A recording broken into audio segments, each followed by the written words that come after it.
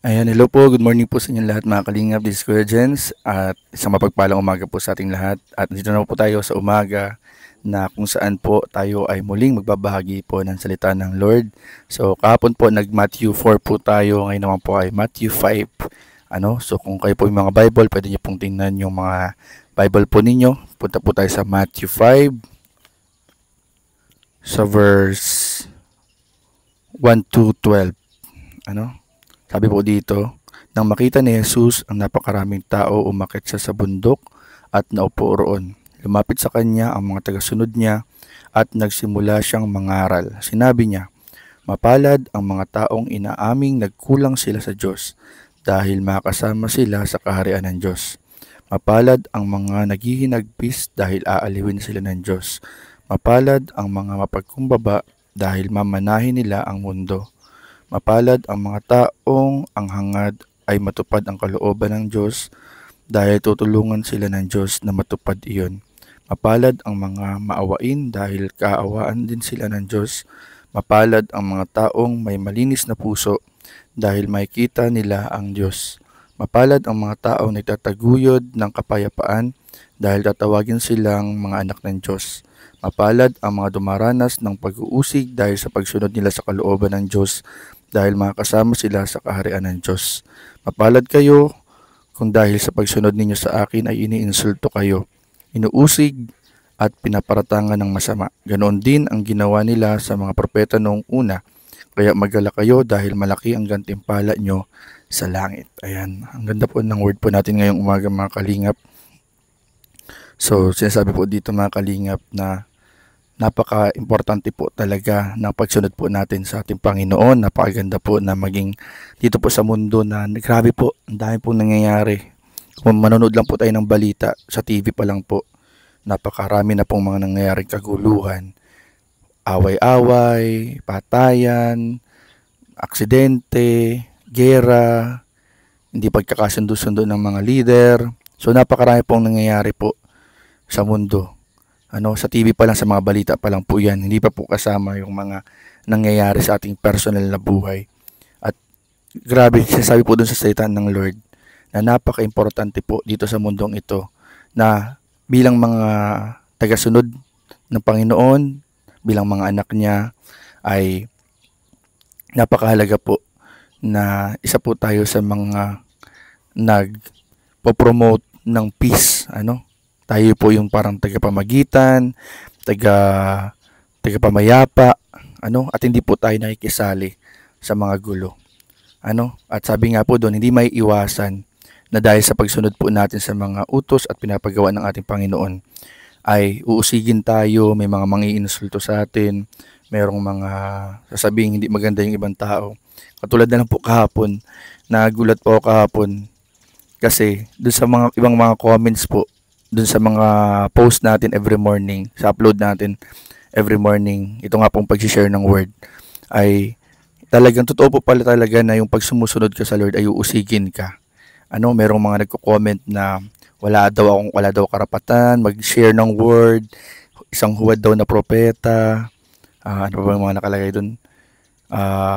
Basta, parang ganun mga kalingap. Ang sa akin naman dun, alam nyo po, yung pong pag-share po natin ng word, ay hindi po ang sarili natin ang itinataas natin, hindi po ang sarili natin ang binibida po natin. Kahit sino po pwede po mag-share ng word.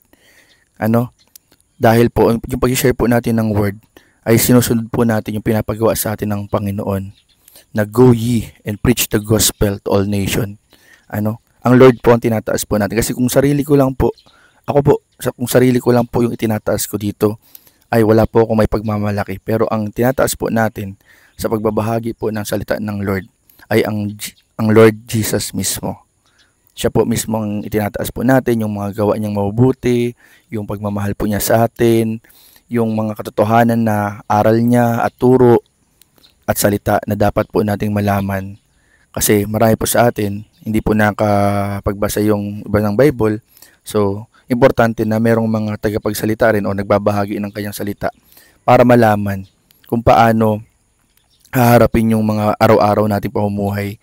Katulad kahapon at nung isang araw na pag-usapan natin yung pag may mga problema tayo, paano natin sosolusyonan base dun sa tinuturo ng Panginoon, base sa turo ng banal na aklat. So, sorry po. Napakahalaga po na may nagbabahagi din po, at napakaganda po mga kalingap na every morning ay magbasa po agad tayo ng banal na aklat, magdasal tayo, bago matulog, bago matulog po, magdasal din po tayo para yung araw-araw po natin ay laging guided po at covered ng ating Panginoong Jesus, kasi napakahalaga po, napakarami pong nangyayari ngayon na hindi po natin namamalayan, bigla-bigla na lang may mga nangyayaring hindi maganda. So, syempre, importante po na sa lahat ng oras po ay covered po tayo, balot po tayo ng Panginoon, ng kanyang protection. So, ayun nga po, talagang napakaganda po ng Word of God ngayong umagang ito. At kayo po, kung gusto niyo po mga kalingap na i-share po yung inyong mga favorite verse, natutuwa po ako dun sa mga nag-share po ng kanilang mga favorite verse. Nilalagay po nila sa comment section, kasi i-share din po nila sa ibang mga nanonood, sa ibang mga nagko-comment yung kanilang mga gusto o favorite verse po. At nabasa ko po, napakaganda po ng mga favorite verse po ninyo. At ayun po, sana po ay nakakatulong tayo every morning sa ibang mga manonood, sa ating mga manonood, na syempre bago yung mga issue, bago yung mga nangyayari sa social media, napakaganda po every morning ay ito munang gaytong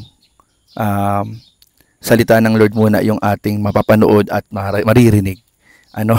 Kasi para hindi po tayo basta-basta naapektuhan din ng mga issue sa paligid, kasi pag hindi po tayo balot ng Word of God ay mabilis po tayo maapektuhan ng mga issues, yung mga chismis, mga kung ano pang lumalabas sa social media. Kasi grabe po, ang social media po ay sobra talaga pong halo-halong po yan. Kumbaga po, isang mundo, ang social media isang mundo na halo-halo. Hindi mo na alam kung ano yung totoo, hindi mo alam kung ano yung peke, hindi mo alam kung sino nagsasabi ng totoo at hindi.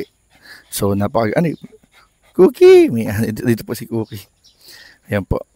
So, ayun po mga kalingap. Si Cookie po, papakita ko lang po si Cookie. Cookie! Ki! Asan ka? Ki! Yung aso ko po. So, ayun po. Yun lang po mga kalingap, at sana po ay nakatulong po yung ating word of the day. Yung pong salita ng Lord na napakaganda po, napakahalaga. At importante din po na tayo magpakumbaba palagi. Palagi tayong mapagpasensya, mapagkumbaba, mapagpatawad. Napakahalaga po yan sa turo po ng ating Panginoon. At ayun, maraming po salamat, and sana po ay nagustuhan po ninyo yung ating every morning sharing of words. Comment down below kung ano po ang inyong mga masasabi. At meron po kayong suggestion, ay very open po tayo for suggestion. And thank you po mga kalingap. God bless. Jesus loves you. Bye-bye.